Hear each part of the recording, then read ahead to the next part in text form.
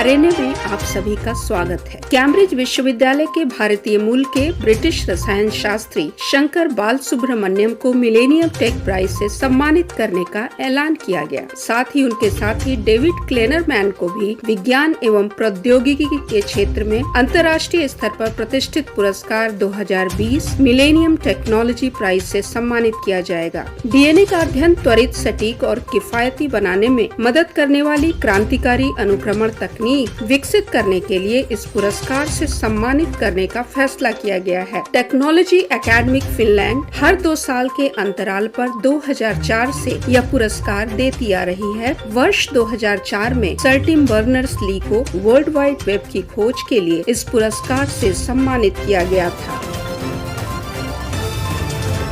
चक्रवाती तूफान ताउते का असर अब पाकिस्तान के तटीय इलाकों समेत अन्य जगहों पर भी देखने को मिला है। इसकी वजह से कराची में 4 लोगों की मौत हो गई, जबकि कुछ घरों को भी नुकसान पहुंचा है। पाकिस्तान के मौसम विभाग ने बताया है कि अभी 2 दिन इसी तरह से बारिश के साथ तेज हवाएं चलने की आशंका बनी रहेगी। आपको बता दें कि ताउते इससे पहले भारत के कर्नाटक, गोवा, महाराष्ट्र और फिर गुजरात में अपनी तबाही के निशान छोड़ते हुए आगे बढ़ गया है। वैश्विक महामारी कोरोना वायरस संक्रमण की दूसरी लहर पर नियंत्रण करने के प्रयास में उत्तर प्रदेश सरकार ने लॉकडाउन को 24 मई तक के लिए बढ़ा दिया है। इसी बीच सरकार ने अब विवाह सहित किसी भी सार्वजनिक कार्यक्रम में सिर्फ 25 लोगों की ही अनुमति का आदेश जारी किया है। पहले यह संख्या 50 थी। इसके तहत समारोह चाहे बंद स्थानों पर या खुले स्थानों पर एक समय में केवल 25 लोग ही शादी में शामिल हो सकते हैं। इसके अलावा इस दौरान लॉकडाउन के सभी प्रोटोकॉल्स भी फॉलो करने होंगे। बता दें कि नए दिशा निर्देश लॉकडाउन बढ़ाए जाने के 3 दिन बाद मंगलवार को जारी किए गए हैं। पीएम मोदी चक्रवात तूफान ताउते से हुए नुकसान का जायजा लेने के लिए बुधवार को गुजरात और दीव के दौरे पर जाएंगे। पीएम मोदी ऊना, दीव, जाफराबाद और महुआ जैसे क्षेत्रों का हवाई सर्वेक्षण करेंगे। इसके बाद वह अहमदाबाद में एक समीक्षा बैठक भी करेंगे। बता दें कि गुजरात में चक्रवात ताउते से जुड़ी घटनाओं में कम से कम 7 लोगों की जान चली गई। साथ ही ताउते की वजह से तटीय इलाकों में भारी नुकसान हुआ है। बिजली के खंभे और पेड़ उखड़ गए। कई घरों और सड़कों पर भी नुकसान पहुंचा है। केंद्रीय माध्यमिक शिक्षा बोर्ड यानी सीबीएसई द्वारा 10वीं का परिणाम अब 30 जून के बाद जारी किया जाएगा। मंगलवार को सीबीएसई के परीक्षा नियंत्रक संयम भारद्वाज ने यह जानकारी दी। उन्होंने बताया कि विभिन्न राज्यों में कोविड-19 महामारी, लॉकडाउन, शिक्षकों और अन्य कर्मचारियों की सुरक्षा को देखते हुए 10वीं के छात्रों के अंकों को सीबीएसई की वेबसाइट पर अपलोड करने की अंतिम तारीखें बढ़ा दी है। पहले बोर्ड ने 20 जून को परिणाम जारी करने की घोषणा की थी। बता दें कि छात्रों का परिणाम यूनिट टेस्ट, अर्धवार्षिक परीक्षाएं और प्री बोर्ड परीक्षाओं के मिले अंकों के आधार पर तैयार किया जाएगा।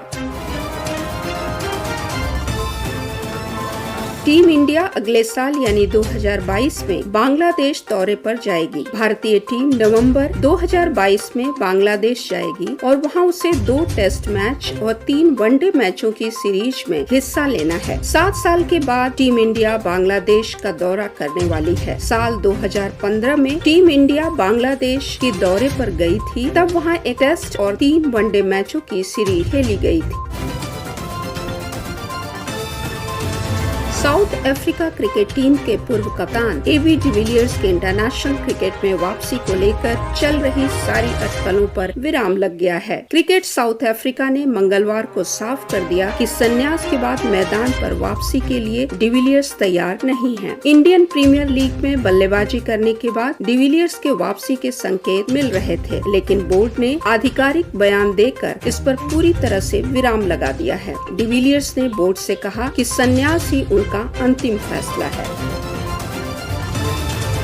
बीजेपी के वरिष्ठ नेता और पूर्व केंद्रीय मंत्री चमन लाल गुप्ता का लंबी बीमारी के बाद जम्मू के गांधीनगर स्थित उनके आवास पर निधन हो गया। मंगलवार को 87 साल की उम्र में उन्होंने आखिरी सांस ली। कुछ दिन पहले गुप्ता कोविड-19 से संक्रमित हो गए थे और सफल उपचार के बाद घर लौट आए थे। चमन लाल गुप्ता ने रक्षा राज्य मंत्री के अपने कार्यकाल के दौरान विलेज डिफेंस कमेटियां बनाकर डोडा क्षेत्र को आतंकवाद मुक्त बनाने की बुनियाद रखी थी। वो अटल बिहारी वाजपेयी के नेतृत्व वाली पूर्व एनडीए सरकार में साल 2002 से लेकर 2004 तक रक्षा राज्य मंत्री रहे थे। चमन लाल गुप्ता के निधन पर पीएम मोदी ने शोक जताया और श्रद्धांजलि दी।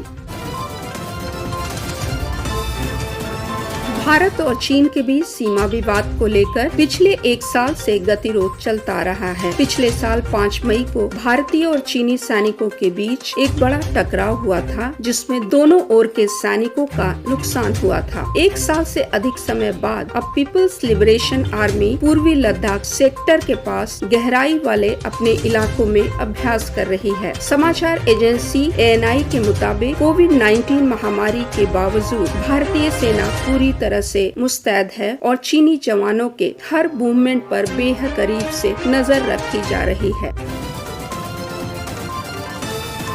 असम में एक बार फिर से भूकंप के झटके महसूस किए गए हैं। नेशनल सेंटर ऑफ सिस्मोलॉजी के अनुसार असम के तेजपुर से 34 किलोमीटर पश्चिम उत्तर पश्चिम में यह भूकंप के झटके आए। शाम 5:33 पर यह झटके महसूस किए गए। भूकंप की तीव्रता 3.8 दर्ज की गई। हालांकि इस भूकंप के कारण नुकसान की कोई सूचना सामने नहीं आई है।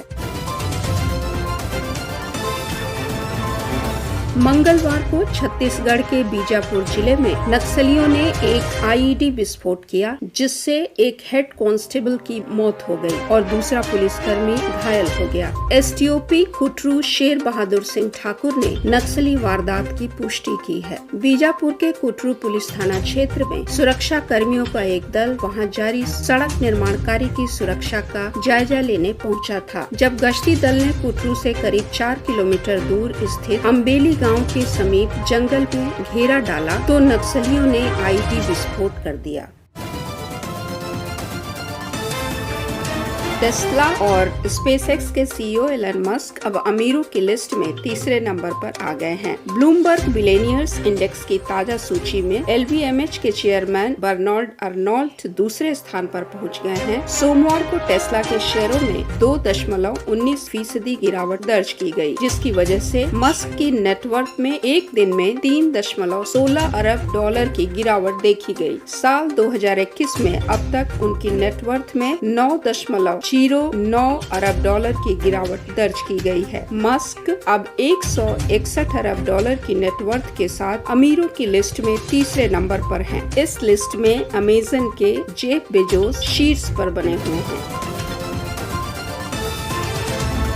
MCX पर गोल्ड की कीमतों में बुधवार को खास तेजी नहीं दिखी। इंटरनेशनल मार्केट में डॉलर के गिरने से पीली धातु की कीमत में उछाल आ गया। MCX पर गोल्ड जून फ्यूचर 48,309 रुपए प्रति 10 ग्राम के स्तर पर स्थिर था। मंगलवार को यह 48,307 रुपए प्रति 10 ग्राम पर कारोबार कर रहा था। तो ये थी अभी तक की खबरें। RNA में बहुत जल्द मिलते हैं अगली खबर के साथ। तो तब तक के लिए नमस्कार।